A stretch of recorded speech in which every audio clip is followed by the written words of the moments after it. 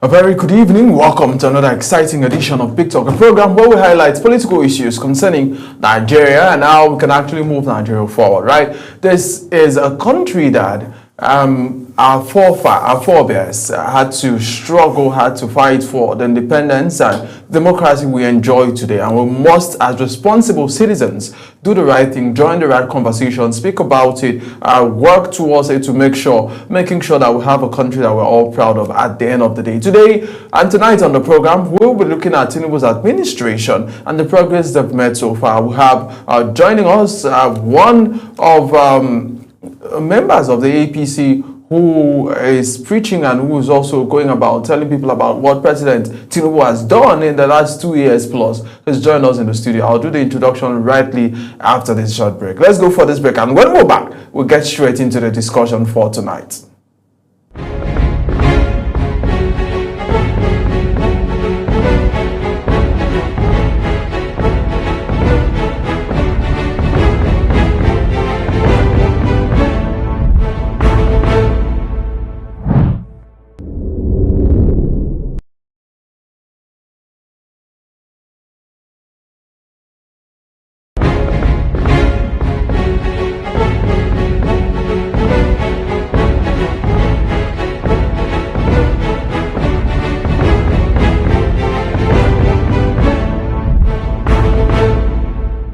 All right, so joining us tonight to help make sense of the discussion, Tinubu's administration, the progress so far, we have Honorable Sadiq Jikta, who is the Director General, All Progressive Congress Support Group Council. Thank you so much, Honorable, for joining us tonight. Thank you very much for having me. It's a pleasure having you here. Thank you. The APC, your party that came into Nigeria, at least was formed 2014, and in 2015, we're able to wrestle power from the PDP after 16 years. And let's start there. How far so far? Yes, so far I would say so far so good, because the APC have done interestingly well, because there are... The APC has done well? Yes, I would say, because Honorable. there are some factors which we will, if we look at, we will say that yes, they have done better compared to the past administration of the PDP, because there are before the coming of the APC, you know, Nigeria have been struggling with a lot of issues, economic issues, and for instance, the fuel subsidy issue, which a lot of past administration don't have the willpower to address. But that has really turned this country into, it has really degenerated the economy into what we met.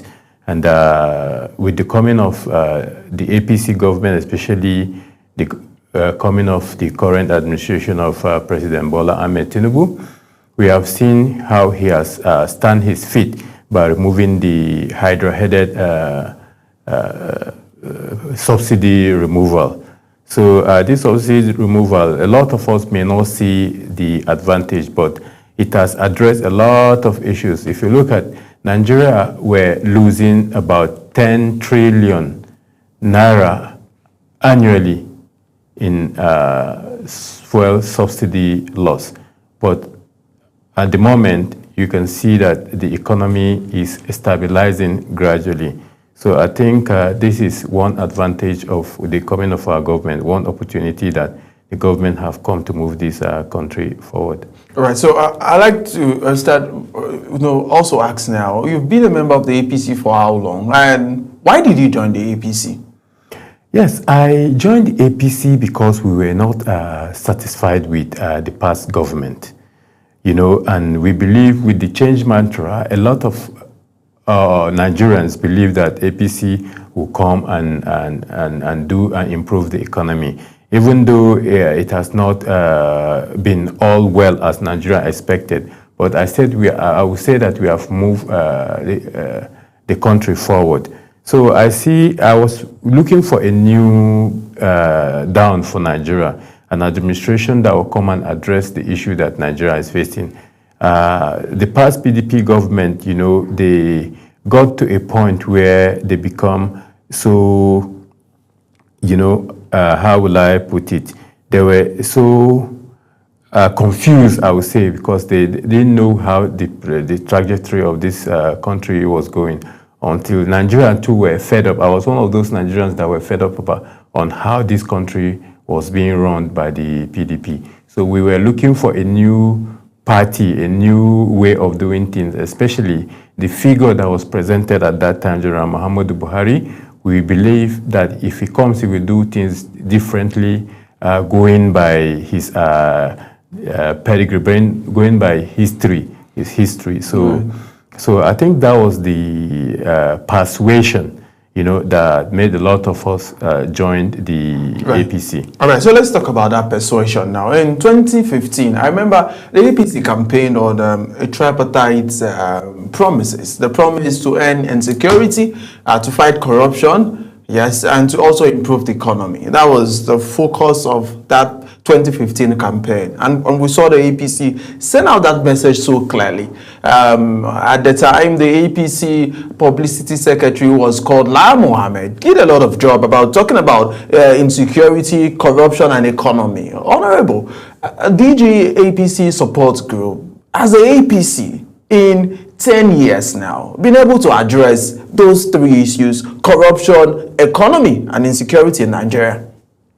You see, this very issue that you mentioned have eaten this country very deeply, that it will not just go in a short period of time like that, especially the issue of corruption in this country. I think it's one issue that, the past administration came up with a different strategy to address the corruption issue of this country. So, Maybe I should ask the question: has yes. corruption reduced since 2015? Since you say, APC members and a lot of persons that say there's no country that has totally fought corruption, so we could agree with that. But since 2015, Honorable, has APC reduced corruption in Nigeria? Yes, there are some steps that were taken that really curtail the rate of corruption, because there were these various steps, especially during the administration of the late General Muhammadu Buhari. There were steps that he took which really reduced the corruption. It wasn't like how it was during the era of the PDP. We will not say corruption stopped, but it was reduced to the level, which up to an appreciable level. So unlike before, and the issue of corruption, you have to be very strategic. Like this very government now, this government is using different reform in addressing the issue of corruption. Tying loopholes from the government, leakages, are part of addressing corruption. Reforms in the public service, key areas that before that are easy way for corruption have been, all the loose ends have been closed. You see, these are the strategy. Sometimes you don't come up, aggressively or with a brute force to say you're fighting corruption. I think you use some kind of strategic, tactical means to address corruption. I think that's the strategy he is using. Now, for example, when this government came in, there are some organizations that have multiple accounts. Government, public sector organizations have multiple accounts, but this government have to come mop up close all, give instructions for all those multiple accounts to be closed. And the model for operandi of the public sector was, streamlined in a way that you don't really corrupt, you don't really steal government money so easily like that. So these are the type of strategy. It may not be loud, it's not be loud by Nigerians, but inside, those that are there, the handlers of the public sector where the corruption is massive, understand that, yes, if you see people now complain that the economy, things are not moving, part of what the economy is going through now is, most of this money before that we see, is corruption money.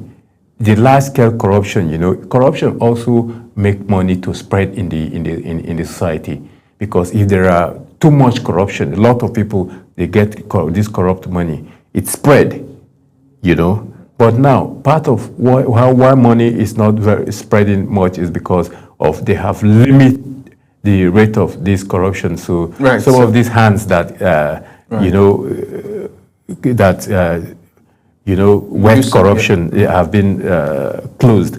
So I think that the strategy that this government is. So, Honorable, let's stay with corruption, because I'll still talk to you about economy and insecurity, but let's stay with corruption now. There was an election in Anambra State some weeks ago, and some of my colleagues were on ground to cover that election, and they sent us video of members of the APC, members of the PDP, members of Labour Party, and different other parties across board engaging in vote buying, and we know that that is corruption, right? So how has your party fought that? Because we are seeing an Hydra-headed, issue now that a lot of political parties go into elections with bags of. We even saw in Adamawa where somebody was arrested with some money, and he said it was for logistics. So on election day, cash is made available for people to be incentivized to cast their votes, and that's one part of corruption that we've not really talked about. There's also a corruption of policemen some policemen who stand in strategic points, and if we open the phone line and say Nigerians should call in and tell us now, a lot of people will call in at points that are clear on the road to get monies from Nigerians, right? So these are still things that we see on a daily. And you just keep wondering, because I remember the message of the APC at that time was very clear that yes, General Muhammad Buhari is anti-corruption, there will be no corruption, he's going to fight corruption head on. And if you even look at those who've been convicted, just very few persons have been corrupted. Yes, we've had corruption cases here and there, large-scale Olisa Metu, we've had even of recent Yaya Bello, Alice and Maduke, but we've not really had convictions at the end of the day. So media trials will follow the trials. At the end of the day, it amounts to nothing. I just need your comments on some of these issues I've raised. Yes, what I would say about this issue that you raised on election day, electoral corruption, as you put it, this is an individual thing, not an institutional thing. APC as an institution doesn't encourage electoral corruption, but that individual politician, the contestants that will want to come into power by all means, you blame this to that politician. And it is not limited to members of the APC alone. It is with all the political parties. It is an individual thing, because of the moral decadence in the society, and people are so desperate to come to power by all means. So that's why corruption fester. And the issue of policemen, it is the politician that law the policeman. If they give you money, irresistible amount of money where you cannot resist, money that you spend a whole year, your salary put together cannot give you such amount of money. So you feel that that's an opportunity for you. So I think the issue, all hands have to be on deck. In the institutional wise, that's INEC, security institutions, the political party as institutions, and the individual politicians too. If we want our country, to be good, to our political system to be as the way we see other developed countries are, we must have to, in all our we have to contribute our quota to make sure that we contribute our quota to make sure that we do things rightly and correctly.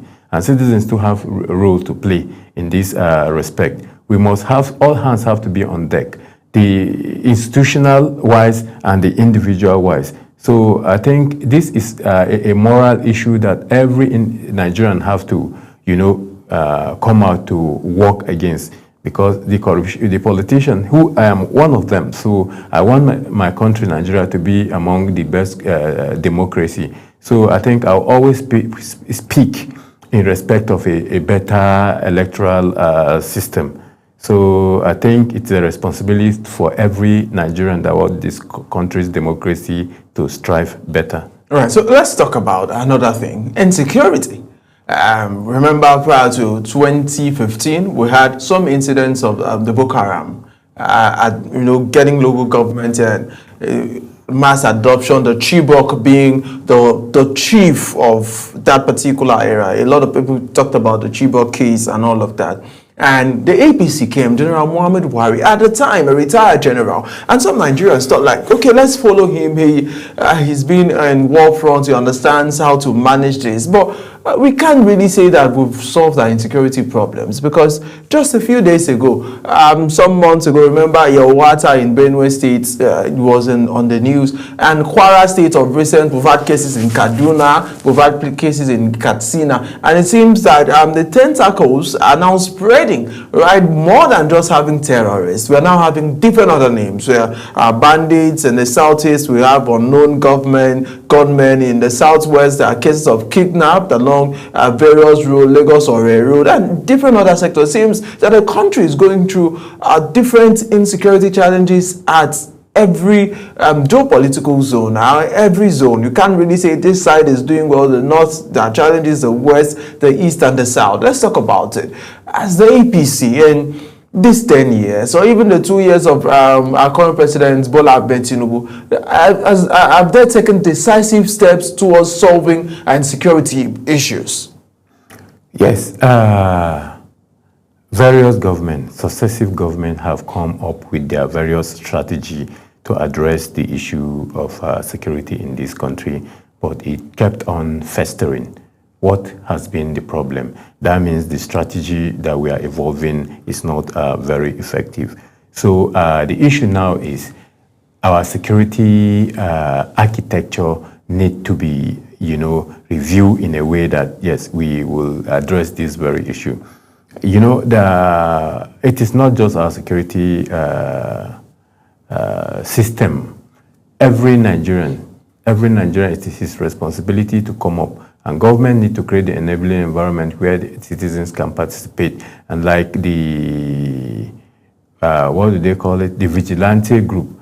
We need to improve on the strategy of the vigilante group. We need to employ more vigilante group and come up with, at that community level, there should have to be like a vigilante group where government, maybe the military, can train vigilante group, profile them, give them assorted rifle for them to take care of the community, because they are part of the community and they are the first hit. So by the time those terrorists or whoever criminality knew that, yes, there are community security systems that are there, that are in place, they will be very careful. They cannot come, the way they come in an open daylight like that to come attack and get away like that, because already a system have been on the ground where can check their excesses.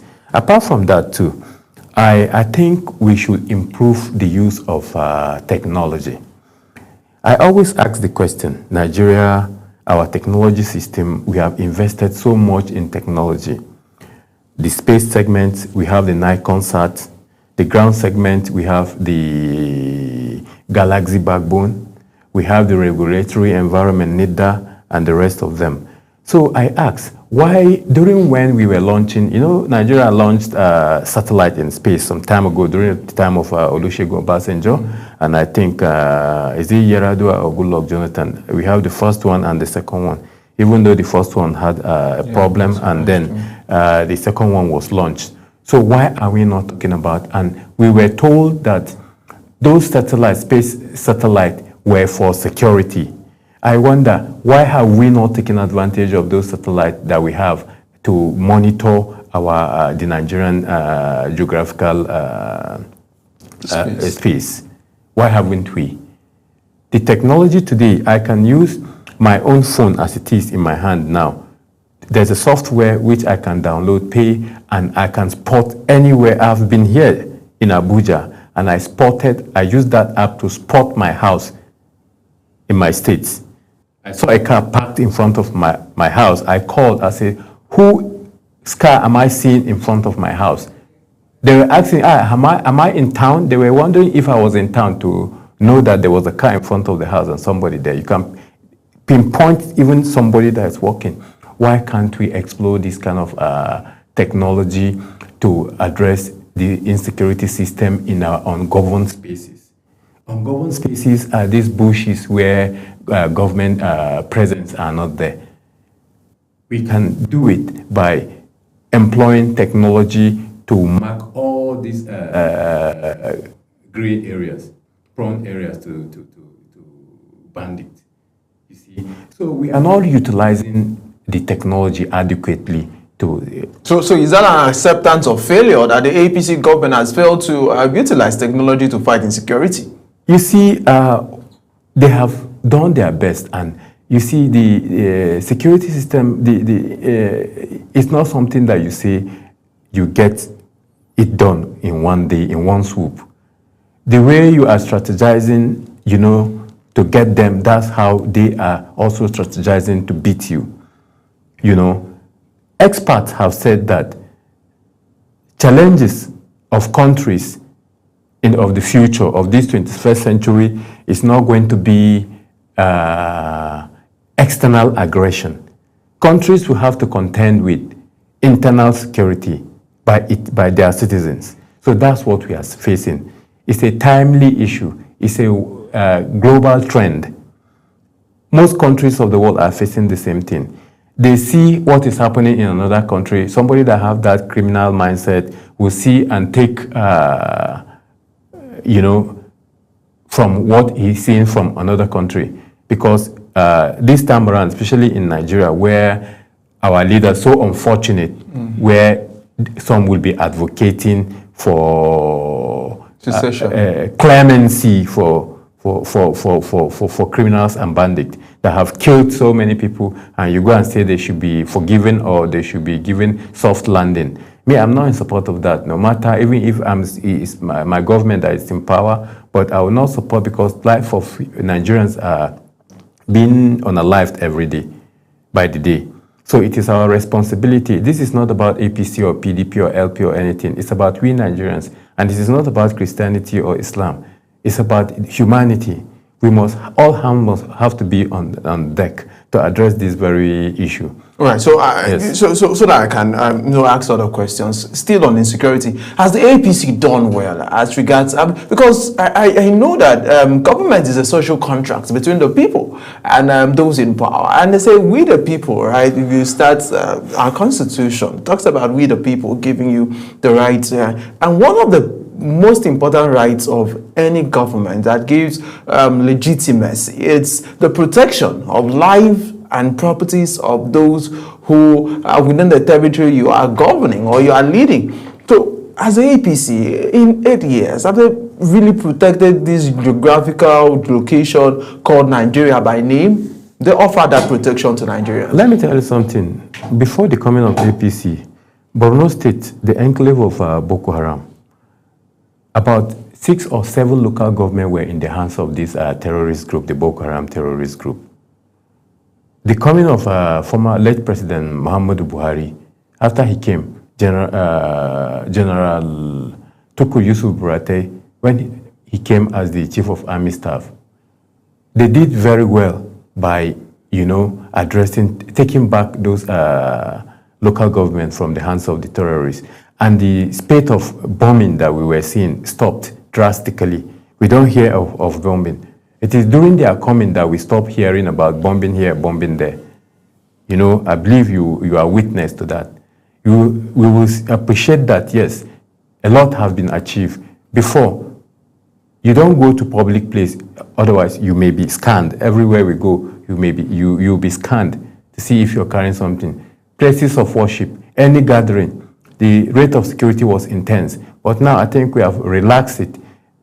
It's only happened in the ungoverned places. Before, here in Abuja, we were not safe. All the big cities where these things are happening weren't safe at that time. But now, it is only in the far bushes, the local government bushes, the ungoverned spaces that you see all these things happen, and they come in their usual way, hit and run. A guerrilla type of tactics, you see? So I think that there's a significant improvement if we take our mind back to see where we are coming from. I think we have achieved a lot because we hardly hear about bombing, unlike before. I think so far so good, but more need to be done. Even though as much have been done, much more remain to be accomplished in terms of and you believe that this presidency has the capacity to accomplish that? Of course, with the recent, rejig of the security leadership, I believe it's part of the strategy to see how we can overcome what we are doing. Right. So they say if you're going this way and you feel that this way is not giving you the required your expectation, you take another way, maybe it will lead you to. So we'll continue to evolve different strategy to see how we can address this very issue. As I said earlier, it's not only left for the government. We should,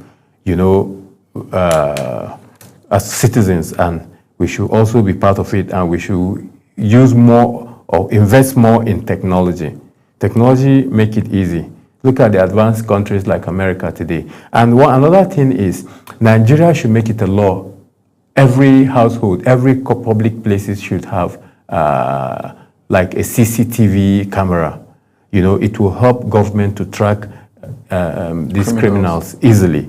So we are not talking about CCTV security measures that will address all these things. I think we need to review some of our security system and, all the ungoverned areas, look for a way of how we can bring up security measures that will address this issue. Right. So, but let's look at something else now. That's economy. Right. Before the APC came into power in 2015, a dollar was exchanging for a naira at most for 180, 250 at most. But before Muhammadu Buhari left power, we were seeing it for 600 naira. And a lot of Nigerians were complaining and saying we'll get to 1,000 naira.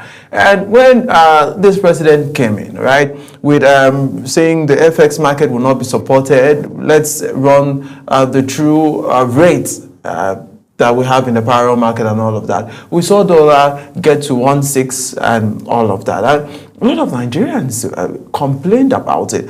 The same thing with a bag of rice. I remember there's a time we used to get for 7,000, 10,000. It skyrocketed to 80,000, 90,000 and all of that. And as of today, from what I'm hearing, it's about 45,000, 50,000. Let's look at how transportation, the same way. Some places in the central area, some of us used to pay 15 naira to central area, but we're paying 500 naira now. Can you do the calculation and see the percentage? So let's talk about the economy.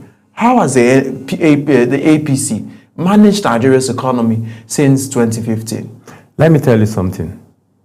You see, before the coming of the APC government, during the time of the PDP, sometimes if something, unfortunate thing happen when you are in power, they don't look at from where you're coming from.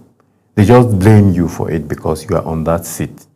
But if we want to be fair, and if we want to really, they say if you don't know where you're coming from, you may not know where you're going to.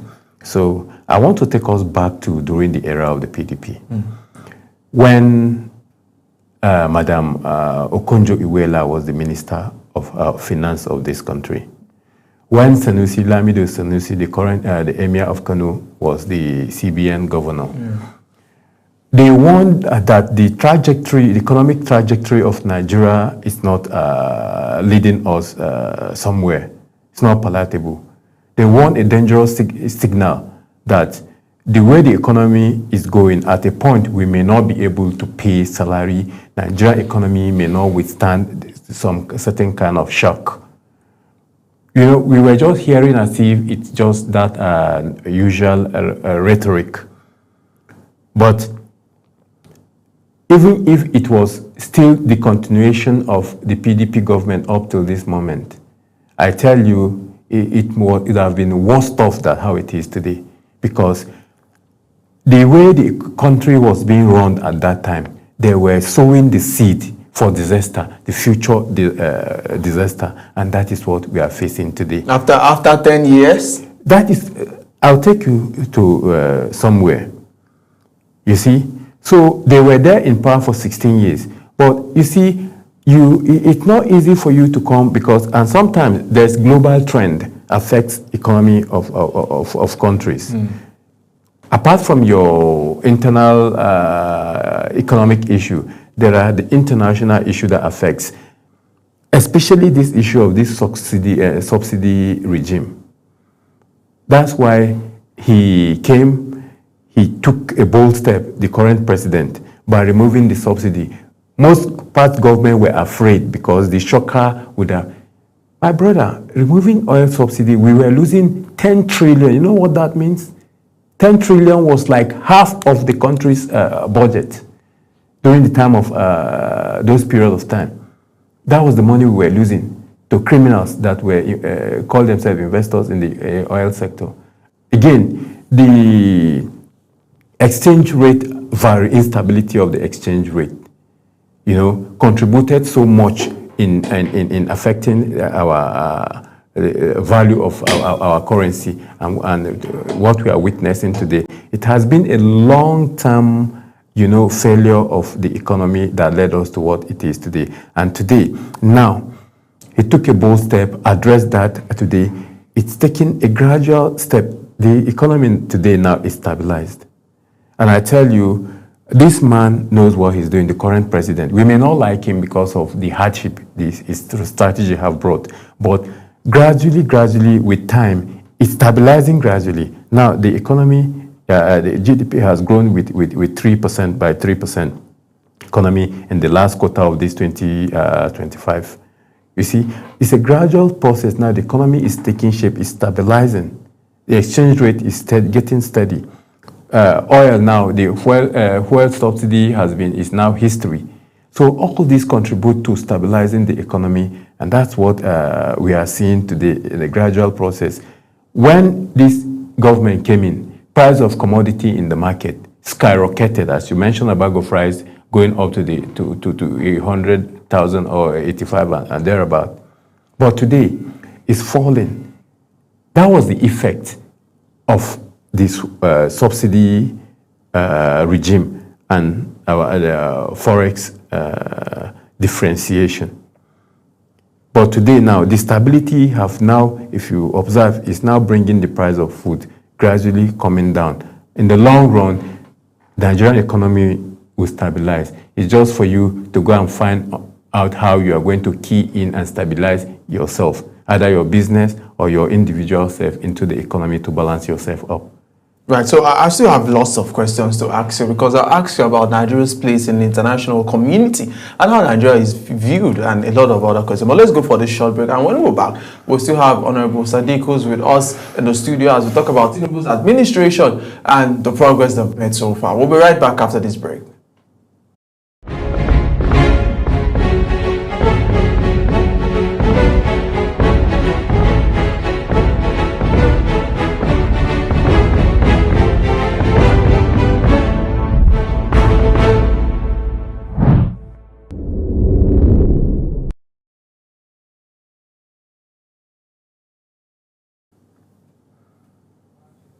Welcome back. If you're just joining us, this is Big Talk, a program where we'll highlight political issues concerning Nigeria. And joining us tonight, we have the DG of Tinubu Support Council, who's joined us live in our Abuja studio. Let's talk about, as we'll talk about Tinubu's administration and the progress they've made so far. I'd like to ask you now two things.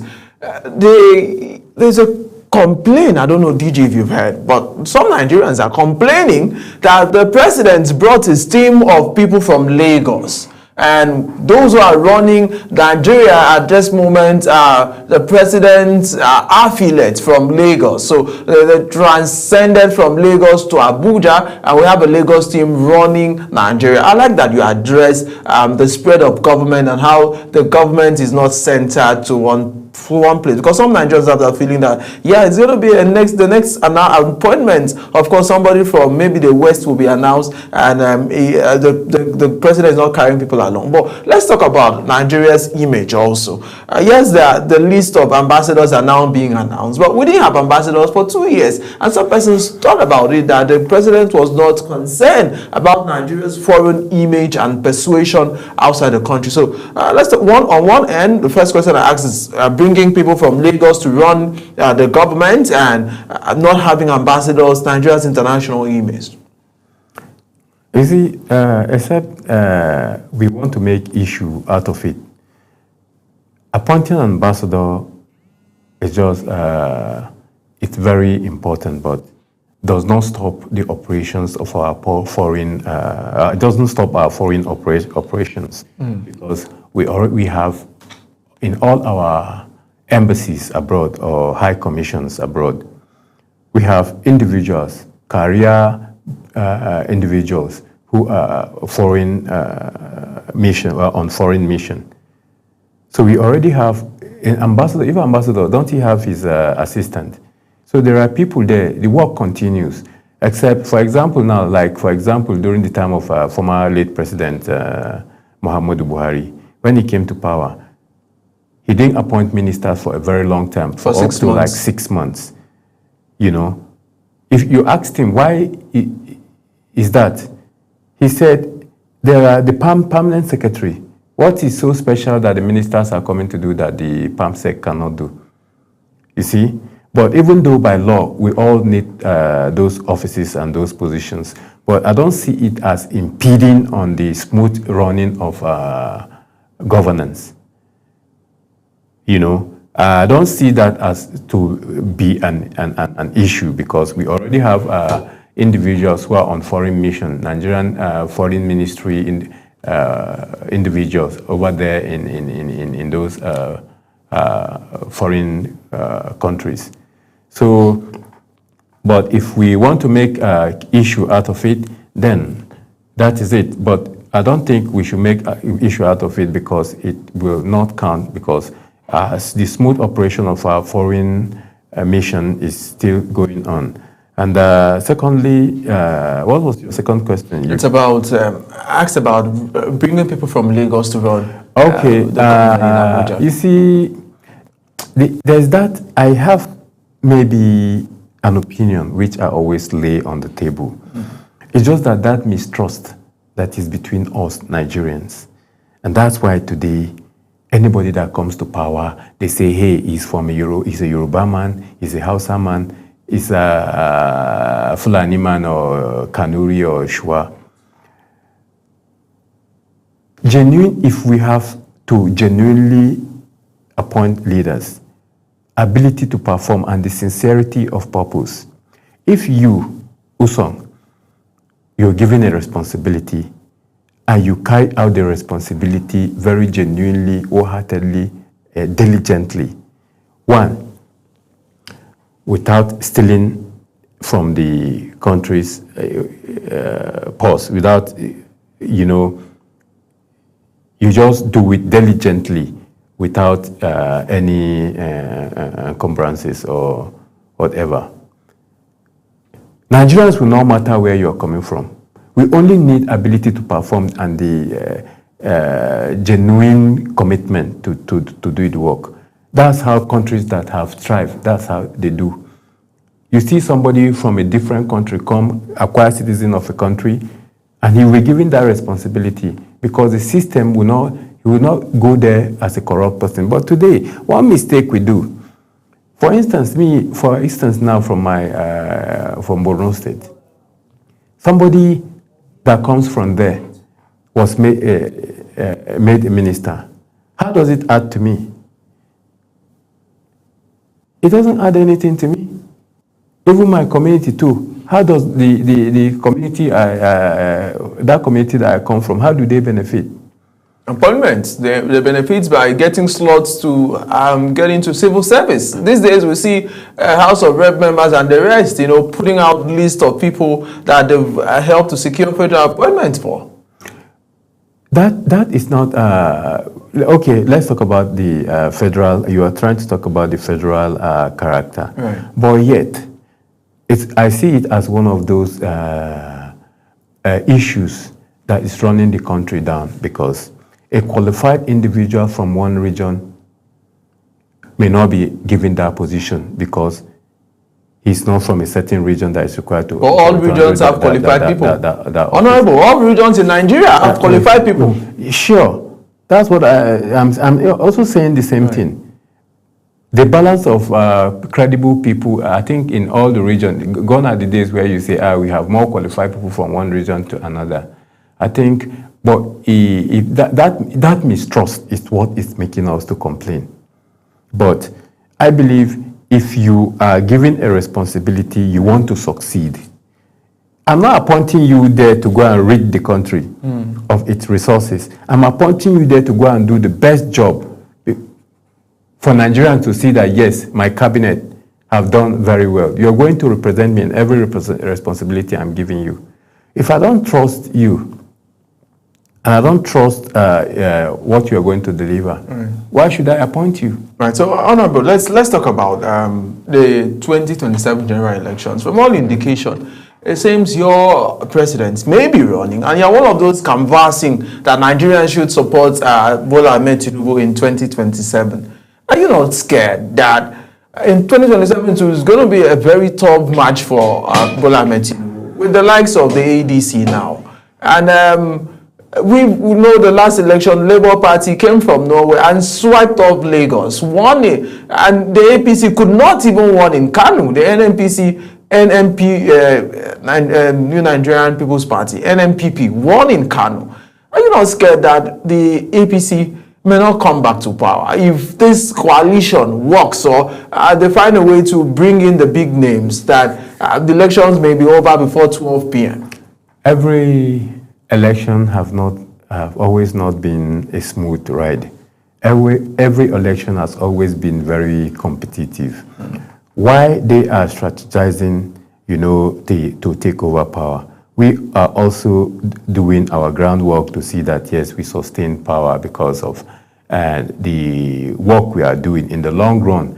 Because, you see, in development, there are short, medium, and long-term gain of development.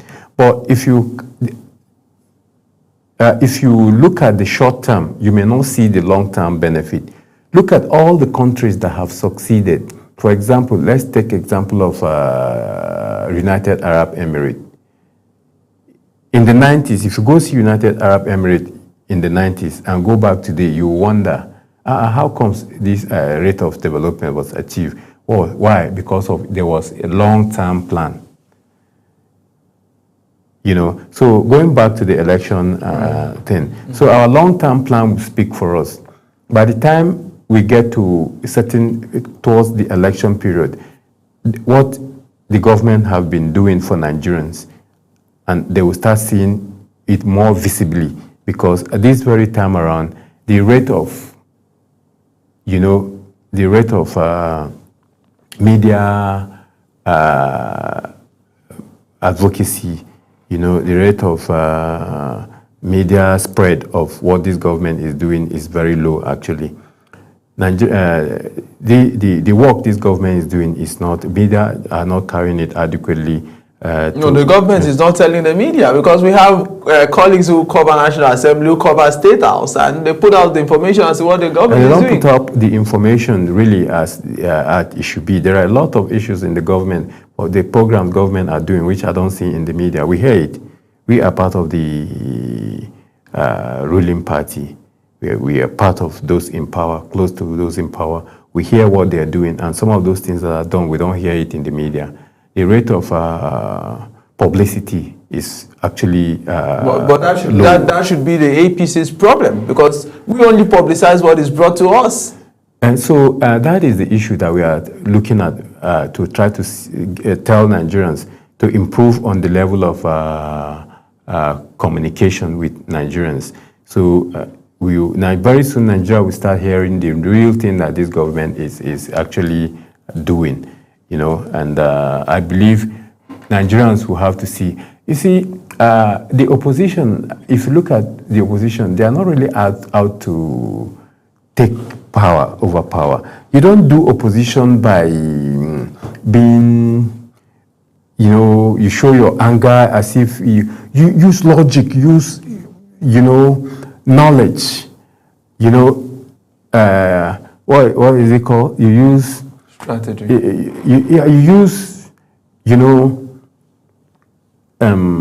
issue based, something that is issue based, not trivialities. They did this, they did and that. If you look at what they are doing, they are not even very serious with. Sometimes you come, you spread lies about a government. Those Nigerians that are listening to you, they know that it's a lie, you're lying, except those that want to be mischievous. They will agree with you and they will use it as a form of a propaganda. And propaganda these days don't work. But it seems the APC at a point, people said the APC spread propaganda too about the Jonathan's government. You were an opposition party. Every government that comes to power, it's more or less not much as it is today, because then actually the trajectory of the PDP government that time, every Nigerian knew that they were tilting. See, coming of APC is another survival for Nigeria. I told you this earlier. Otherwise, Nigeria would have been drenched in something deeper than what it is today. So we should thank God that the APC came to save us. Yes, we should thank God that at this level, we may not appreciate it, but it was really spiraling downward very rapidly. Because expert saw it, expert told us. Right. So, Honorable, I still have a few questions before we get out of the studio. Yes. The report that the APC may be moving Nigeria into a one-party state. We've seen a lot of governors in less than 6 months, over 4 governors, defecting to the APC. Are you not bothered for our democracy? No, I'm not, because they are so afraid that the landslide winning that is imminent, they have foreseen the landslide, and so they want to be. They want to be part of the winning team. So it's so unfortunate that this kind of politician cannot, do opposition, and that's why they are coming. Whether they come in or they not, they are just one single vote.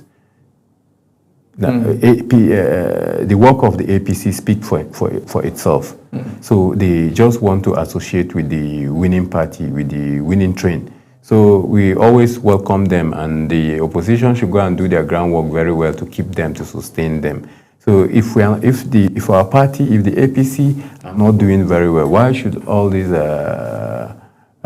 big, weak politicians, the campaign in? Well, people say, some I've even heard about monetary value for money is being offered to some, and some say intimidation, because a lot of these governors are first-term governors. Where is the money? The only thing is that, you see, is there intimidation? Are you intimidating? Is the APC intimidating opposition members? What for? Why should we intimidate them while we have our power in our hands? While we are the ruling party and we know we are doing the right thing. They use it though as a case study that the Asue, Igalo, PDP were intimidated not to win that particular elections. No, it's the way they played their card now. They didn't play their card the way they will win the election. They will always cry foul because they didn't play their card very well. You're playing blame game and not addressing the root cause. You don't bring in issue-based discussion. You trivialize, you say things that Nigeria already know. Now you're not saying the truth. On the D-Day, see, all this outcry, on the D-Day, Nigerians will have a second thought. Actually, what we are seeing is long term. I have a very ardent critic of this very government, a very serious critic. Anytime we are together, criticize this government so badly. At a point, recently, he called me, he said, truly, this very government, I have really sat down to look into it, and I've sat with somebody that have put me through what this government is doing actually have a long-term benefit. Except Nigerians may not understand, but there's a long-term benefit of the step this government is taking. For example, now, look at the local government autonomy. All past government, the PDP government have shied away. But today, it's even the issue of the law, constitutional issue. This very regime is making it a constitutional provision for the local government to have their autonomy, Right. so that development will trickle down to the local government level. Why is so important as that? Thank you so much for coming to speak to us. There's still a lot of questions. We'll keep talking as we head towards 2027 and the work you do at the grassroots level for your political party. And we wish you all of the best, like we wish every other political party all of the best. We want to have a robust democracy. That's our cry. Thank you and very that's much. our ask. Thank you so much, Honorable Sadiq Abubakar Jikta, Director General, All Progressive Congress Supports Groups Council. Thank you so much for joining us in Abuja studios for this discussion. Thank you for having that's me. the size of our program for tonight. Like we say, anytime when we come on the program, keep loving Nigeria, doing the right thing, and believing in this country. My name is Ubong Usora in Abuja, and I'm saying bye for now.